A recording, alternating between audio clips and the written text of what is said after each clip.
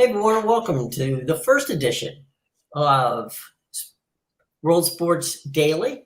I'm Jim Williams, along with the prodigal Sean himself, Hey, Sean Miller. Sean, it's fun. You and I have talked about the opportunity of actually doing a show that talks about things that other people don't talk about. I mean, we're going to talk about NFL. We're going to talk about all the fun stuff that most of the people here in the United States were, concern themselves with.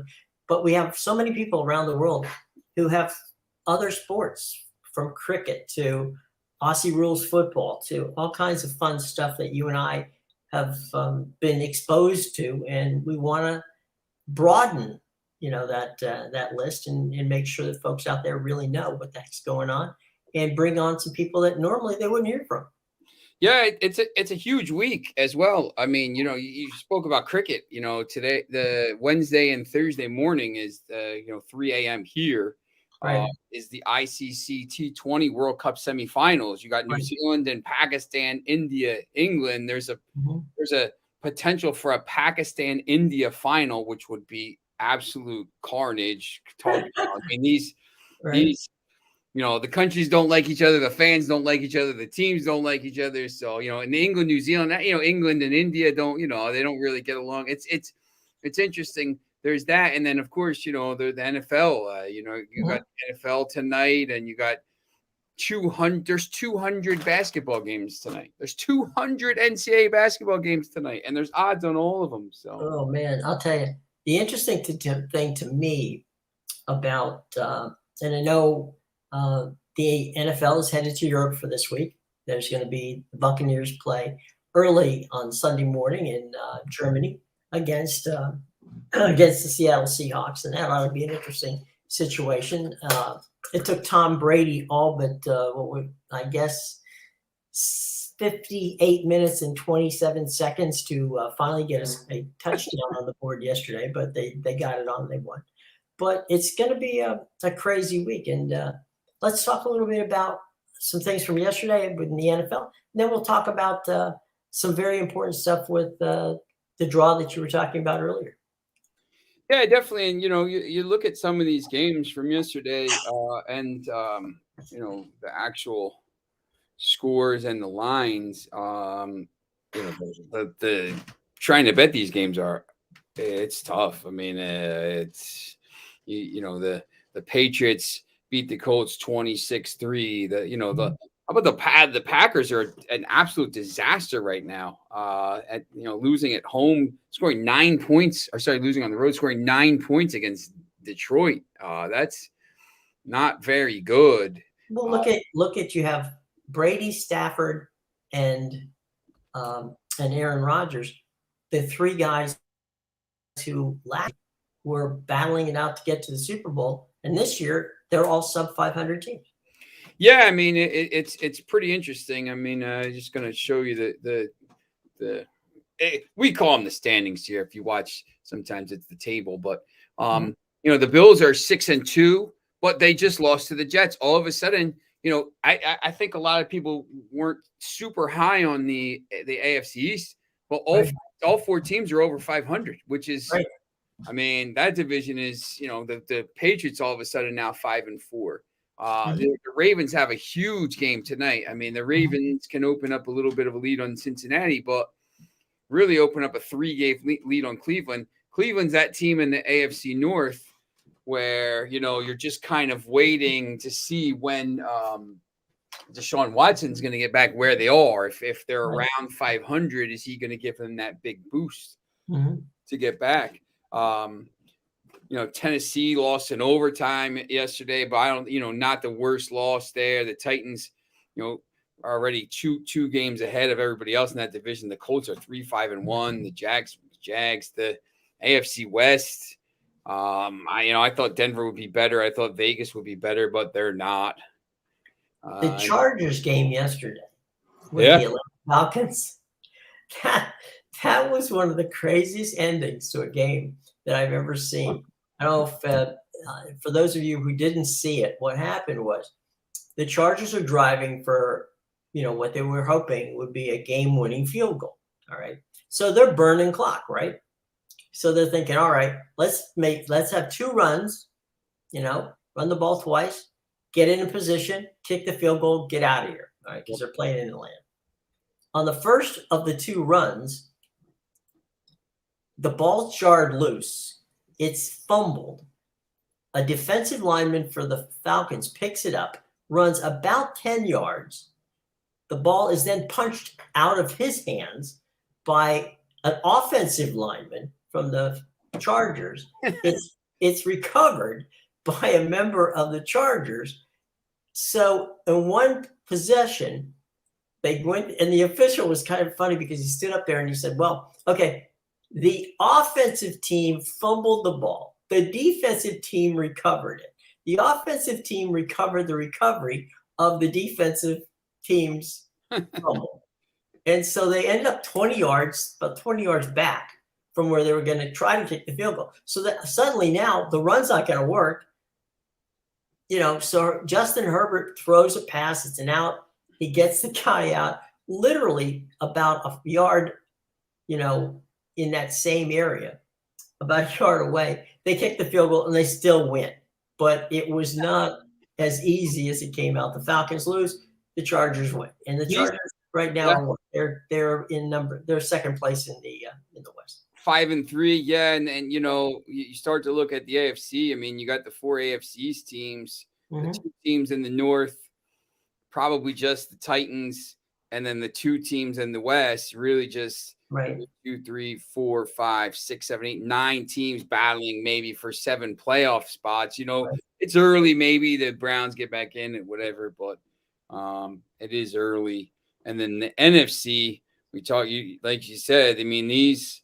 The Eagles, the NFC East is even the Commanders played well yesterday. But the Eagles, the Cowboys, the Giants, 6-2, 6-2, 8-0. The Packers I think the Packers are done. The Vikings are 7-1. They're 4 games ahead now. The Bucks, that division is absolute dumpster fire. The Bucks are 4-5, leading the division. No team over 500. The Panthers probably think they're still in it at this point. At 2-7, and the AFC West, the Seattle, who everyone thought was going to finish in last, is in first. The 49ers are hanging in there, and the Rams have been terrible, and the Cardinals have been terrible. Right. So it's still a miss. One other thing, the big news in this area, of course, in the Washington area, is that Daniel Snyder looks as if he is going to sell the Washington Commanders, and the price that it looks like they're going to command is a pretty impressive one. It looks like Jeff Bezos and Jay-Z are ready to pony up $6 billion for the Commanders, which would make it the highest price ever paid for a professional sports franchise, breaking, of course, as you know, the record that was set recently in the sale of the Premier League team, which Chelsea. What was that, 4.6? Yeah. I feel like Bezos' money is probably going to be the majority. I don't know if Jay-Z has $3 billion to throw up there, but he's going to be. I mean, look, Jay-Z's been involved in sports, and Bezos is obviously Amazon and Blue the airspace thing. I mean, there's so it'd be a different, obviously a new start for them after it's just kind of been a mess for so long. But Jay-Z's the guy who brings on the star power. Yes. Yeah. So you're right. It's probably going to be, the majority would be Jeff Bezos' money. But Jay-Z with Rock Nation represents a number of professional athletes, as well as a number of top name talent with regard to the entertainment field. So that in itself becomes very interesting in how you package the Commanders, and it's hard to say that Jay-Z hasn't been good at marketing, and so I would think that a combination of a Jeff Bezos and a Jay-Z would be pretty impressive. Now, that just because the bid or the potential bid is out there doesn't mean that that's a done deal. And I've seen Byron Allen, who has done quite well for himself. He sold the Weather Channel, and he's done some very good things too. So there's money out there. My understanding is there's as many as 5, potentially 6 different groups that are going to be involved. I don't know if you remember when the Clippers were sold back when Sterling had his problems, and Ballmer bought them. That was he paid $2 billion for the Clips, and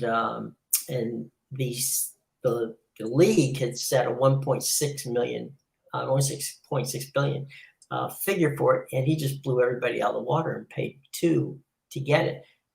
That may be where Jeff Bezos and Jay-Z go, is if the number's at a certain level, then maybe they just go ahead and blow it away. Who knows? It's interesting, but it is very possible that by this year, this time next year, entirely different. Bless you. Entirely different ownership group of the Commanders.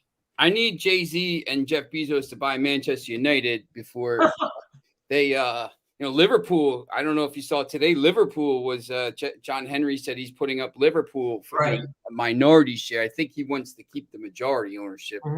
But so that's always interesting, because if a team, I don't know how much money a person wants to put into an organization if they don't have total say on how it's run. So I always think that's interesting. And some of the stuff that I know, like the Glazers are trying to do the same thing, bring somebody in as a minority owner as well, and kind of boost the coffers as it is. So maybe they can go and do that as well. That would be awesome for me and for the Glazers and for everybody else. That would be so. That would be good. Just don't buy Liverpool. I'm begging you. Andy Zemblis, who is there's 2 sports economists in this country who are highly recommended. There's Andy Zemblis at Smith College in Boston, and there's Danny Reagan, who is the sports economist at the University of San Francisco. And eventually, over the next few months, we'll have both of them on at different times. But Andy Zemblis, I was asked about, why do people buy franchises, sports franchises? And he said there's 2 reasons. One, they're either a vanity thing, it's an ego thing, or 2, they really are a fan of the sport. And he said of the 2, the ones who are the most successful are the ones who buy it for vanity, because the ones who are invested from standpoint of being a fan tend to gum things up. And you would think the opposite, right? But his thing is that they are basically so want to be hands-on that they sometimes put themselves in very untenuous positions. It's interesting because Todd Bowley, obviously the Dodgers owner, who just bought Chelsea for that record price, has already kind of started to, and the last owner, Roman Abramovich, they forced to sell. He was pretty much, he wanted to win, and he was backed by, billions and billions of dollars. You see Todd Bowley he was in for about a week and fired the manager, and who had won the Champions League, by the way, in 2021, about 12 months earlier. So it seems like he's very hands-on about the players he wants to get. It's a little bit, different. So yeah, you definitely do see that. So, and it feels a little, it's interesting with the NFL, because it's not like the Premier League or these teams in Europe, because, there's a salary cap. You can't just go out and buy every player. Right. And make it a super team, because there, you have restrictions. It's the same reason the NBA can't do that or whatever. But, then you look at like what Manchester City and Newcastle and PSG and Bayern are doing and stuff. And it's, Bayern's won the league 11 years in a row. It's very interesting.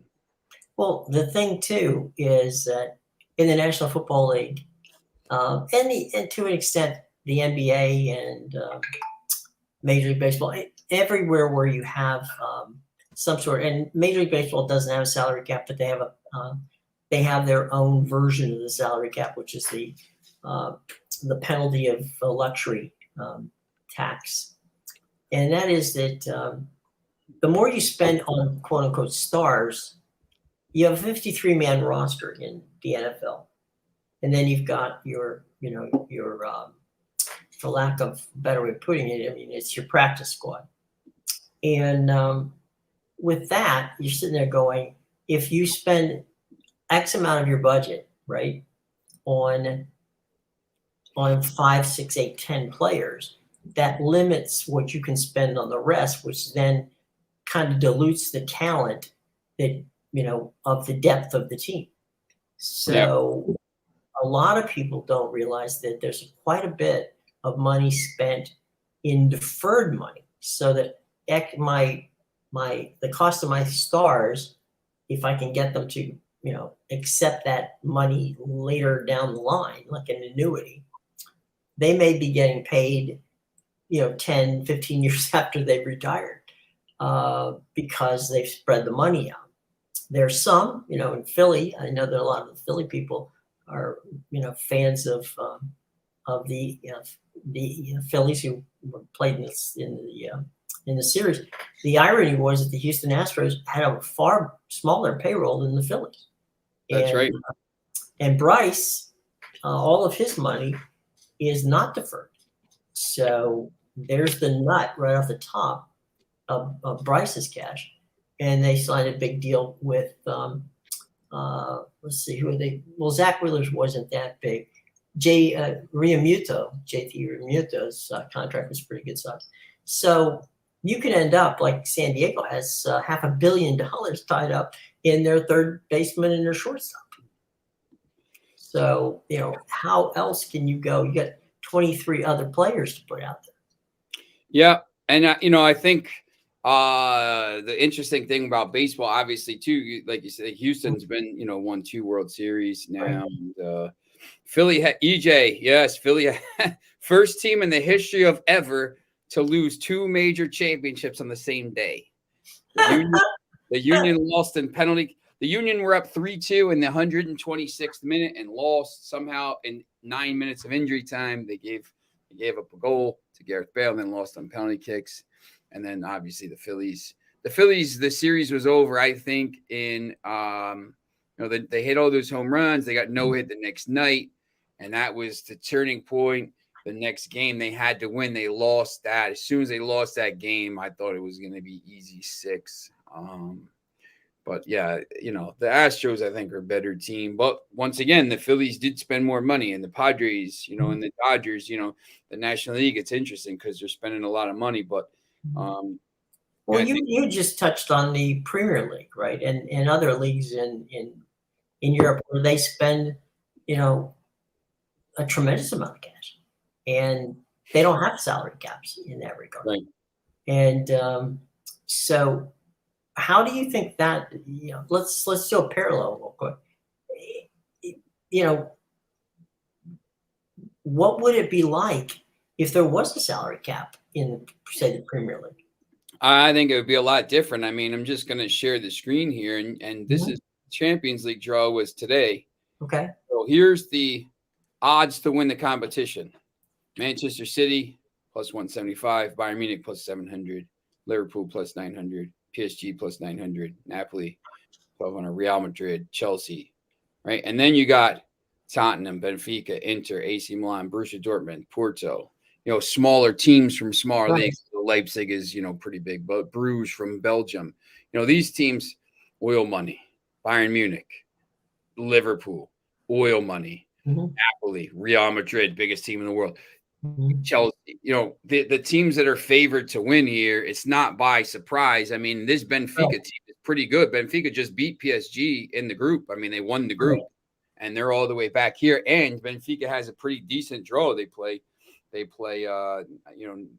Club Brugge. So, but the teams that are the big mega money teams are the ones that are going to be the thing with the Premier League. I think when you look at the table, you know, Arsenal's owned by the Crankies, right? Manchester City's oil, Newcastle United, obviously Saudi development fund, Tottenham, Manchester United, just the biggest team in the world, Chelsea, Liverpool. But you know, I think what you do see in the Premier League, because there's so much money and TV money, you get a chance to see some of these other teams here, like Crystal Palace or Fulham this year, Brighton and Hove. You know, Brighton's a tiny, you know, it's a tiny club, but they're able to compete with this because they get, you know, every year, you know, 160, 170 million pounds of TV money.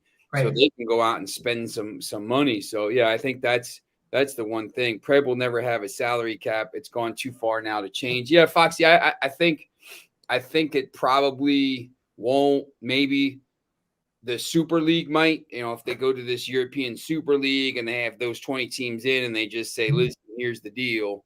You know, you're not going to be allowed to spend $1 trillion on players. There's going to be you're going to be able to spend this amount. I think maybe that happens. Or if these teams go to the Super League, maybe, you know, Newcastle, and Fox is a Newcastle fan, so I guess we'll include Newcastle in the Super League since, you know, they're the richest team in the world.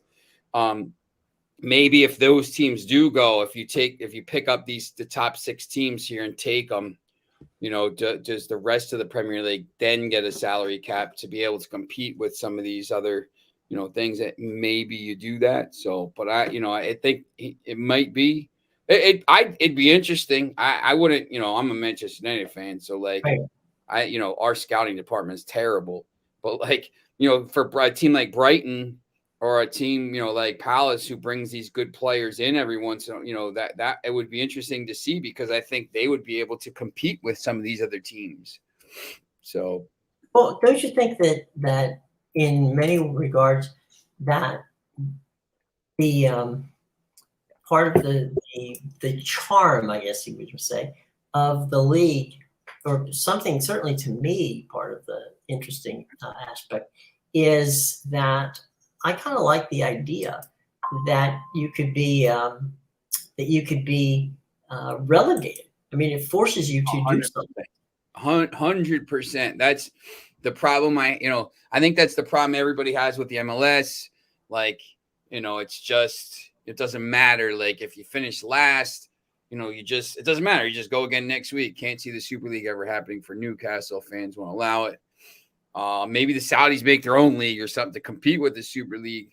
Foxy, I'll tell you, Foxy, I'm going to talk to the, well, it's interesting. Maybe we'll see what happens. I think they have some pretty good sporting ideas. So, obviously with LIV golf and stuff, to have some competition, but, you know, it's the MLS and the leagues here, you know, they just pay so much for the franchises that they don't allow it. But it's just this, like, I think it's this ingrained thinking, and people always are saying, you know, there's always the people there fighting. You know, I rate the soccer stories and they'll say, you got to talk about promotion and relegation. I said, look, it's like a waste of my time. It's never happening. It's not happening. Like these teams in America, you pay $250 million for Austin FC or inner or however, you know, whatever. And then, you know, the teams in the, you know, the next division down, MLS Next or USL Championship, those, you know, the guys are making like $10. Like they're not, you know, they're not worth anywhere near. So, you know, the guys are, the people are going to protect their investment. I mean, that's just how America is. And, you know, the other sports, like I don't, you couldn't, like NBA, like there's not really a minor, there's that G League, but it's not really, you know. Well, no, the G League is basically, you know, the same as baseball's AAA farm system. So it's not, they're not, you know, they're owned by the teams, which would be counterproductive. But the MLS in many ways is based on the way they put themselves together, is based in large part on the Bundesliga. They went to school on the Bundesliga. Yep. And, you know, there's not a relegation is not something. Relegation is something that I don't think the U.S. sports fan would quite get.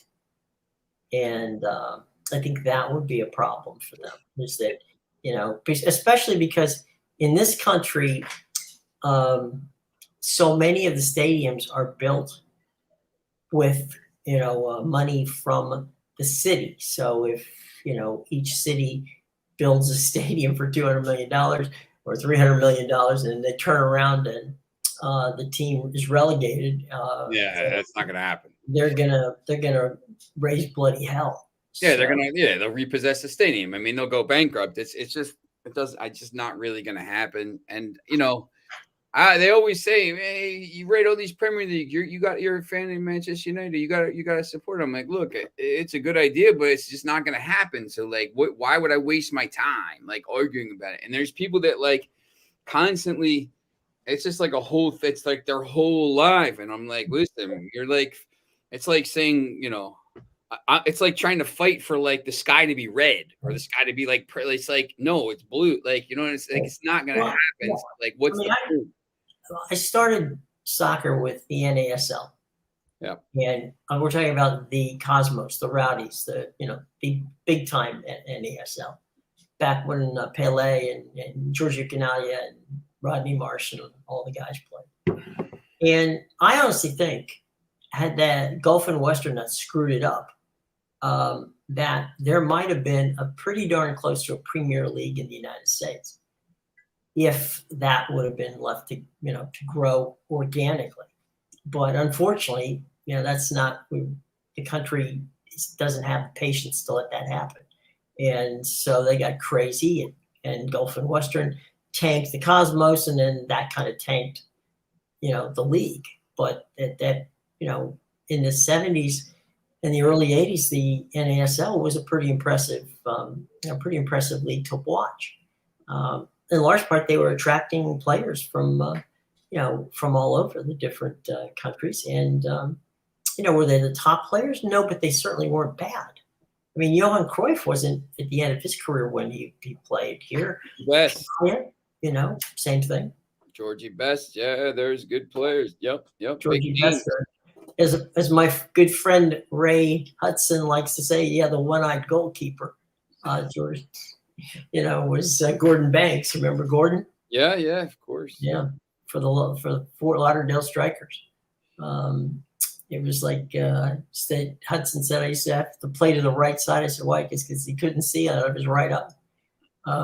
But the other thing is that the NASL had characters, and I think that is what we miss here with the MLS.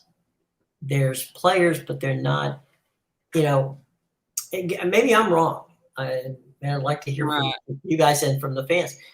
Are there guys in the league that you can say, get around and say, this guy's a great dude. I really want to watch him play. Yeah, the last night on the Smithsonian Channel, they had the rise of the Premier League, and they did the first season, and Manchester United bought Eric Cantona, who's like, he was like, he's the guy like painting and kicking the hooligan, and like there's just so much stuff. I mean the Premier League now, Erling Haaland, who's just a robot, like he's just like, I mean, he's a freak. And then you see some of these teams, there's different. I think it's a little bit different now, like from like the 90s and 2000s, just because it's like such a big business and these guys are making so much money. But if Messi comes here to enter Miami, that could be that'd be pretty big, obviously. But he's also 37, 38 years old or whatever, 36. I mean, he's still viable, but he plays for PSG, obviously, and he has PSG as one of the the favorites to win the Champions League. But whether or not, what benefit does Messi get for playing for Beckham? Why, if I'm Messi, I would want partial ownership of the team. That's the thing. I mean, Messi has an opportunity here to go play for. He's got Manchester City chasing him and playing the Premier League, which would the biggest league in the world. He's Right. he's already at PSG. They want to re-sign him. He's biggest biggest team in the world. They win everything. They're always fighting for the Champions League. He's got Barcelona chasing him, and that project's a mess. But they want him back, to spearhead that. And then you got Inter. So Inter, I don't know. I mean, you'd pay him. I mean, he's got family here, but if he thinks he could play at a high level or a decent level for a year, another year or two, I mean, you got to go to. You can't. I just don't think you come to Inter Miami. I know maybe he wants to just chill out or something like this, but look at how much money Messi makes just off the merch. I mean, he's still making money off of Barcelona jerseys. Yeah, he's making probably between $80 and $100 million a year. Like, he doesn't really need the money.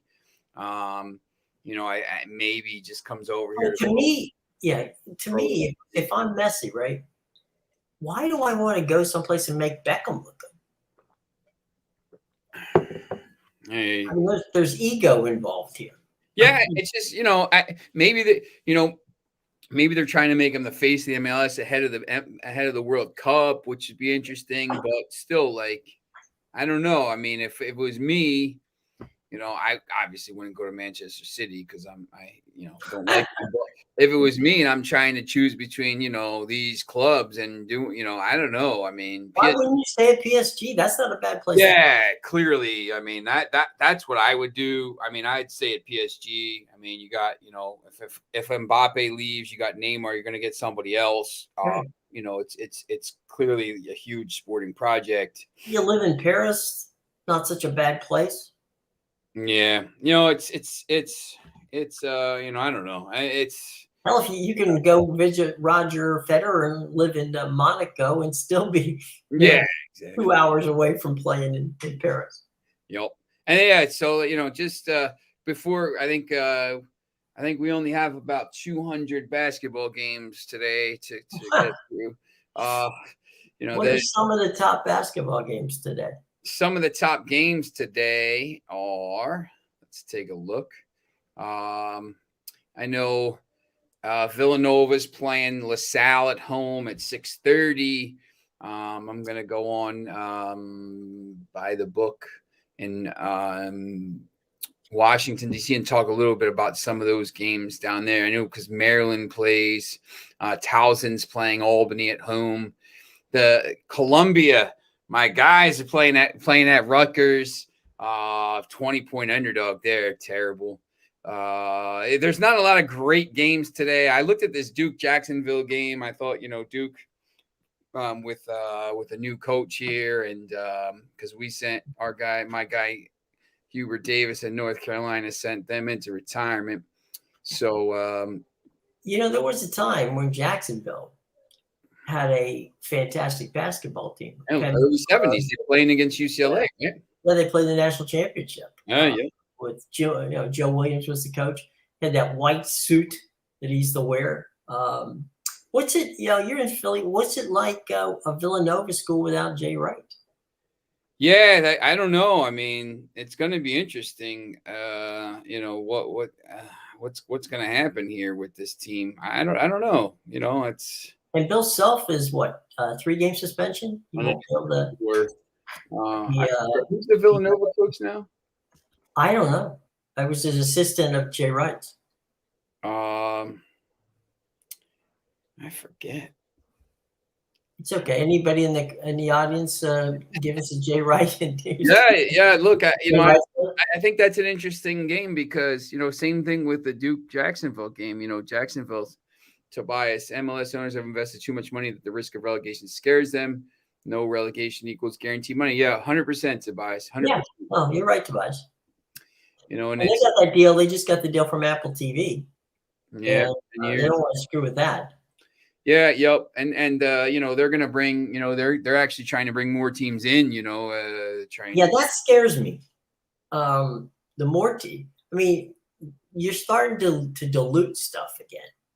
That was a mistake that was made by, was it the MLS first when they first started out? Because they had to contract 3 or 4 teams. Yep. They're bringing in Sacramento Republic and St. Louis. So I know St. Louis comes in next year. Sacramento and St. Louis come in. So now they're on, however, Sacramento's edition was put on indefinite hold. So maybe St. Louis is only the one coming in. But yeah, you see like these teams that are coming in. Well, St. Louis is a really good soccer city. Yeah, 200 million entrance fee and $325 million entrance fee. Guess what? If you're paying $200 million to just join the club, first of all, you're making a ton of money. Second of all, you're not paying $300 million to go lose $800 million. You're paying $300 million to make more, and you're not putting your investment at risk. So it's not happening. Mm-hmm. What's the deal with regard to?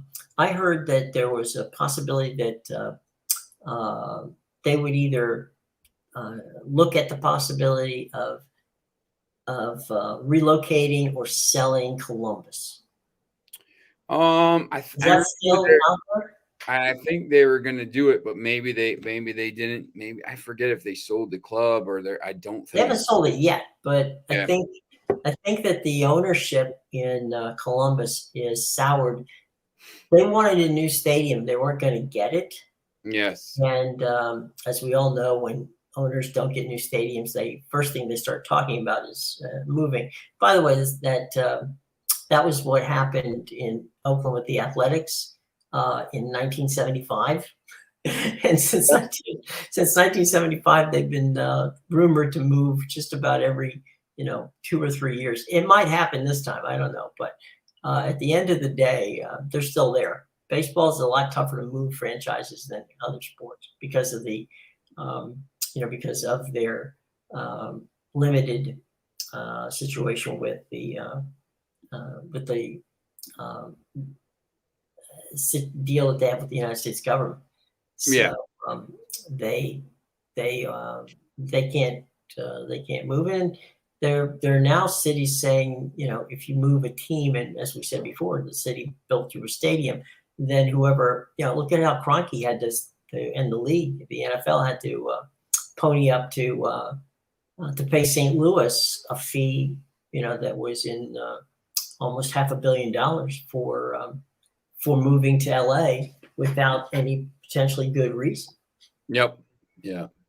So your team down in your neck of the woods, Maryland, playing at home tonight against Niagara. I thought that was an interesting game. Yeah, that's one of the games targeted. That's one of those. If I were Maryland, I wouldn't want to play Niagara first. Niagara always has just, they're not a deep team, but Niagara's always a very competitive team. Yep. Yeah, I think it's, you're playing those MAC teams early on. Mm-hmm. And Maryland wasn't very good last year, 15 and 17. But they cost Turgeon his job. Yeah. Yep. Yeah. Yep. But I think they got some decent players coming in. Mm-hmm. It's an interesting game. Who's your top 5 or 10? I mean, no particular order, but North Carolina won. I'm sorry. North Carolina won. That would be my pick. I'm a North Carolina fan, so it's a little biased. But North Carolina won, Gonzaga 2, and then it's a little bit. I think you got to say maybe Kansas is in there somewhere. Mm-hmm. Houston, Kentucky. I would probably say like North Carolina, Gonzaga. Mm-hmm. I know everyone likes Houston. I'd probably put Kentucky ahead of them just because of Shipway's back. He's not playing tonight, but he's back. Houston just plays they're going to win a ton of games just because you can't score against them. You just in the regular season at some point in the NCAA tournament, the reason they haven't won anything, and they got to the Final Four, but 2 years ago, and the Elite Eight last year. But it's tough, you have to be able to score in the NCAA tournament. And then either Kansas or Baylor. I know Baylor. I think the line today in that game was like 35, and they won 117-53. They absolutely annihilated Mississippi Valley State today. It's 6 players and double-doubles. They're very, very good. And remember, 2 years ago, national champions. So right. I've been Baylor's impressive. I wouldn't. I wouldn't sleep on UCLA's got a good basketball team this year. Yeah. You know, they kind of like are flying in under the radar. Yep. But UCLA looking good out there. USC actually had a pretty decent season last year until they got hurt. Yeah. Hurt. Yeah. UCLA has been, this is like the third year in a row, really, because they went to the Final Four as like that 10 or 11 seed, and then they kind of came in highly rated. Right. I know Creighton is top 10 coming in. Arkansas got to the Elite Eight last year, so they're one of those teams. But, you know, it's like TCU, who's good in football and basketball now. The Big 12 is really good. You know, the SEC has some good teams. The ACC, I think, is really top heavy. North Carolina, and Duke. Obviously, Duke had to rebuild with all the freshmen, which they do every year. Then they go into the pros, and then really, other than that, Virginia. But you know, it's usually they're very top heavy. I know Florida State, they're always pretty good. Leonard Hamilton, yeah, yep. And the Big Ten is I think the Big Ten's probably got more parity than it has in many years. Yeah, I mean, you don't. There's no one in the top 10 of the rankings here, but you know, then you got Indiana at 13. Michigan 22, Illinois 23. I mean, the last 2 or 3 years ago, I mean, you had you looked at the top 10 and it was 5 Big Ten teams. I mean, they're like 2, 3, 5, 6, and 10 or something like that. I mean, but they beat up on, Purdue, obviously. They just beat up Michigan State. They just beat up on each other. I know Rutgers is actually going to be pretty good after going to the tournament. You know, when you start to look at the teams that got other votes, you have Purdue, Michigan State, Ohio State, Iowa, Rutgers, all in that. So you got those 5 teams there as well. So, yeah, I think, the thing about basketball, college basketball, that's tough is, no one really even pays attention to it until, I actually like the early season. I like the Thanksgiving tournaments because you play. I used to stay up and watch the Great Alaskan Shootout when they played there. I used to love when North Carolina played at night. Staying up, those Wednesdays we were always out for Thanksgiving the night before Thanksgiving. And North Carolina is playing in that thing next week. They're playing in Portland, and then they'll play the winner of somebody. It's, usually people don't start to pay attention to it until like the regular season for football. January. And then you get to the conference games. And then obviously once the Super Bowl happens, everybody's whole attention turns to basketball. And you're like, wait a second, how is Creighton? Where'd this come from? The other thing that we've seen over the last couple decades, actually, is the influx of international players that are coming and playing in college basketball. I mean, certainly Gonzaga's done really well. I mean, they've pulled some Australians coming over to play for them. I mean, there's a lot of different. Georgetown used to have a lot of Nigerian and Ghana and East African, North African teams, players that would come and play for their teams. So we're getting an international flavor in college basketball. I think that's always a good thing as well. Yeah, definitely. Yep. And, I'm a huge, and North Carolina plays at 9. North Carolina and Gonzaga both play at 9 tonight. I'm a huge, obviously, I don't know if you can see. Is that the one in Vegas? Is where they're playing? Is that? North Carolina's playing at home. I think Gonzaga. Well, that must be next week or so. Yeah, next week they're playing out there. They're playing in a Nike thing, and then they're playing in another tournament. I think over Thanksgiving. But there's a Vegas tournament where 4 really good basketball teams can play. Yeah, and North Carolina is playing up in New York against Ohio State on December 17th. I think is part of that thing. It's interesting because now with ESPN Plus, I mean, and the ACC network, you can watch it. The whole, I have Sirius XM radio. Right. I've had it since 2006. The reason I got it, I don't remember what year it started. It was right around then. The reason I got it is because you couldn't watch these games, the North Carolina games, but every game was on the It's all right. it was on the Sirius. So like I would sit there and watch the, I would have my computer and see the score, and then I would listen to the game. I remember listening to the in the NCAA tournament in like 07 before, because I went to see them play in the Marylands. They ended up losing into Georgetown, and then in 08 they went to the Final Four, and then 09 they won the title. But yeah, it's I don't really kind of stop what I'm doing to like Thursday.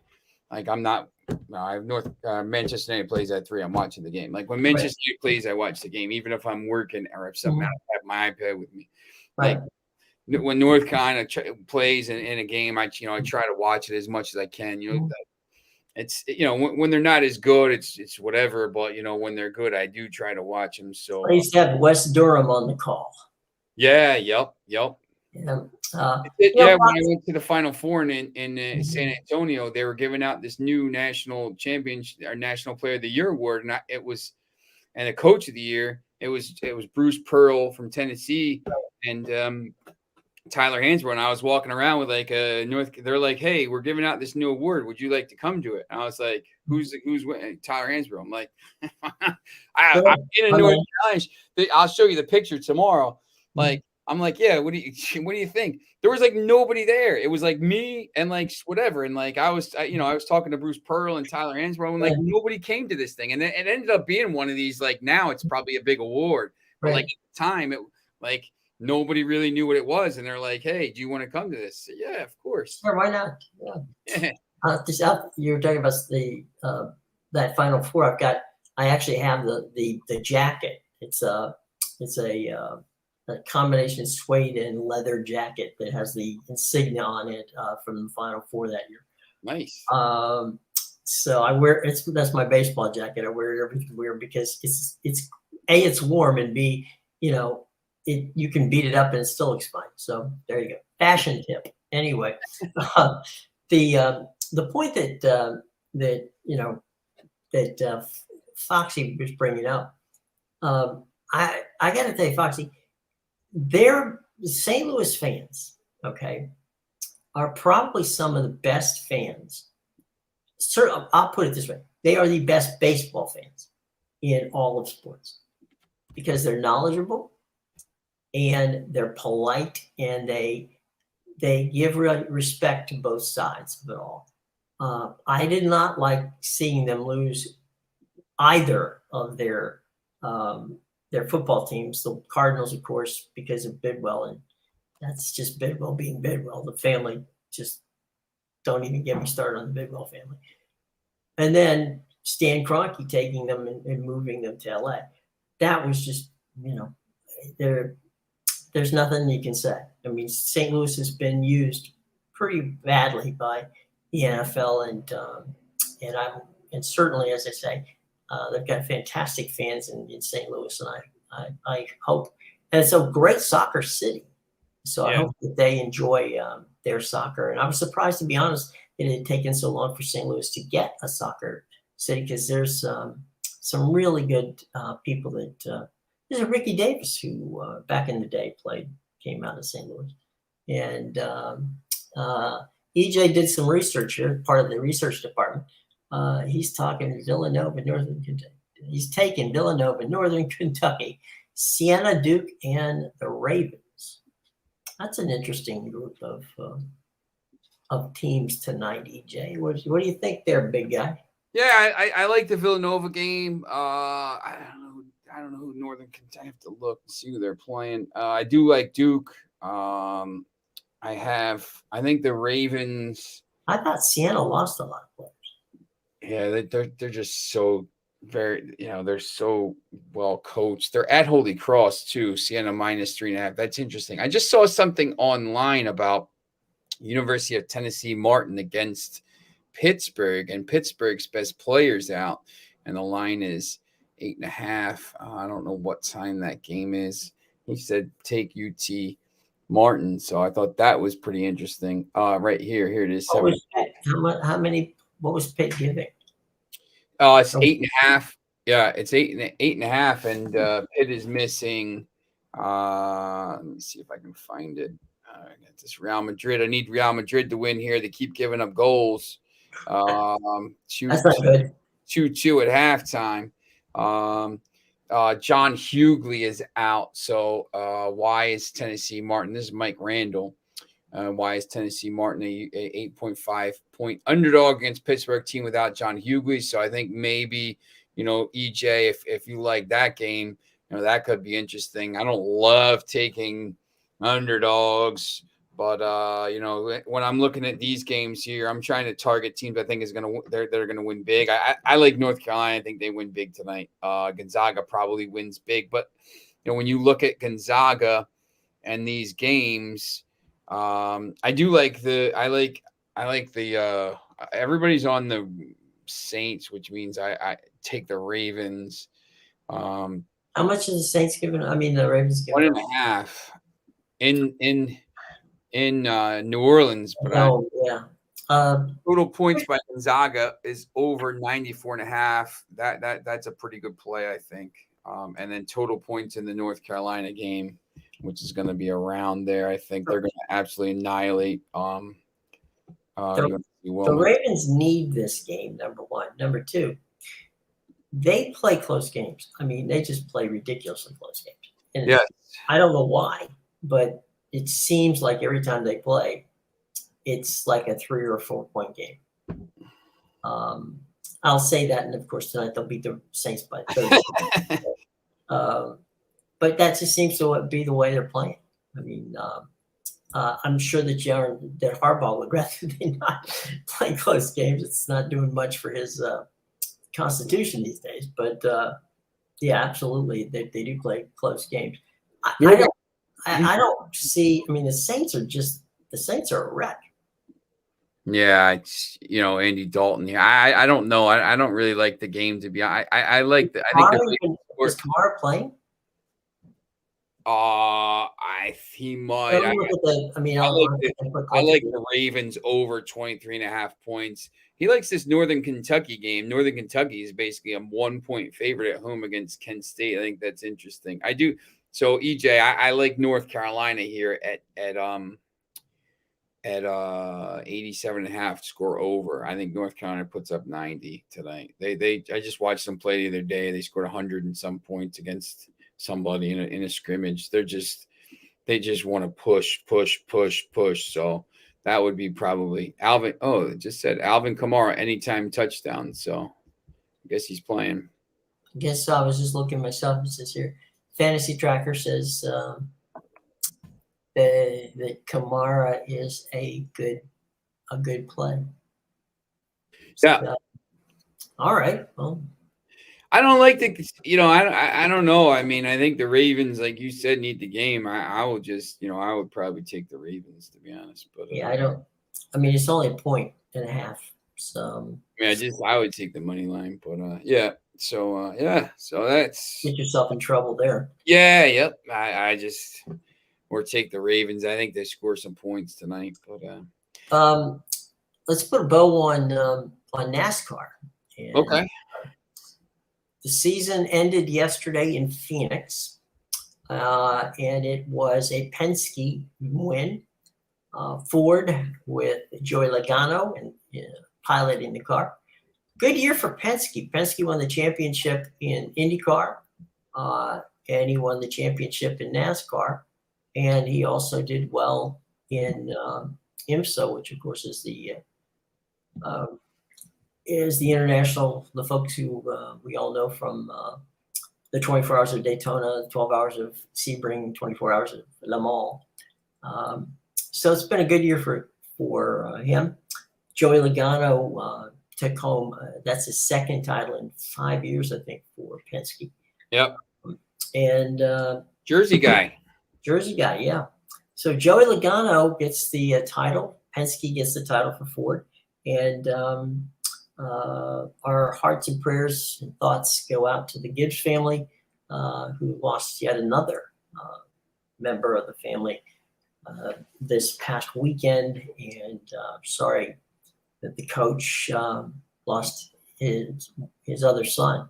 And of course, Ty Gibbs is an up and coming young driver for in the Xfinity series. He'll be driving perhaps if he's lucky in NASCAR series next year. But sad to see about the Gibbs family losing yet another fun son in Jay Gibbs. Thing this weekend. And it was obviously not something that anybody had heard or thought about happening. It was rather sudden. So sad news out of that part of North Carolina with the Gibbs family. Joe is really, Coach Gibbs is a truly fine person, and respect to him in regards to the family on the passing. But a new next gen car. We'll have to see what the 2023 next gen cars are like. I gave out. I want to say this too. If you were watching before, I gave out Red Bull to win the Constructors Championship. They won their first one in a long time this year. Verstappen won the title by a lot, but Red Bull won 16 races and had 26 podiums this year. So what do you think? Is Red Bull going to make the change from the engine of the Honda to Porsche? I don't know. They haven't decided yet, but it's hard. You just rolled off that they won 16 races. It would be hard to go. I don't know. If I was them, I would just keep the Honda in there. It looks like they're going to go back to Honda, but I'm not changing too much. They were dominant this year. That's the problem. Porsche's coming in, and it's just I don't know. So Honda's supplying the engines. I think they made the decision just. It'll be hard after winning the title and winning 16 races. Oh well, let's just change things up and put a Porsche in there. Yep. They said more importantly, while Porsche's modus operandi was proving to be too intrusive, its relationship with Honda was like. So I guess Porsche wanted too much control, maybe, or something like this. Well, I assume that they could get it somewhere else, but not at Red Bull. They said they're going to build a power unit in 2026. So by the time we have the World Cup here, they should have a 2026, and that's when it's going to be hybrid power, which is going to be interesting. And the Formula E and all this other stuff. Yep. Well, it's getting about that time. Some final thoughts before we move on out of here today, boss? Foxy just he was thinking this year to get into college basketball, but Foxy, there's not 100 games today. There's 200 games today. Listen, it's early in the season when you start to kind of see who's gelling and stuff. I think that's the way to go. But yeah, look, it's like soccer. It's there's games every day. There's multiple games every day. It's not like the NFL or like some of these other sports where there's a maybe an NBA, there's only a couple games at night and they're not really kind of bettable. The college, you can find some games. It's like soccer. Like Foxy's an expert in South American football. Oh, okay. He's our South American guy. He's down there in South America. America. So, Foxy, good to know. Yeah, yep. He knows down there in Brazil. Everything about Brazil and stuff. But yeah, I'm excited to just kind of talk about all these different things. And first day here, and we're gonna have all different kind of stuff on. So different programming. And if you're watching and you tell think your friends. Tell your friends. And if you think maybe you have what it takes to come on Capital Sports, let us know, and we'll bring you on. We'll get the other thing too is talking about Foxy talking to you a little bit about college basketball here. I'll give you this tidbit from someone who used to direct a lot of college basketball games.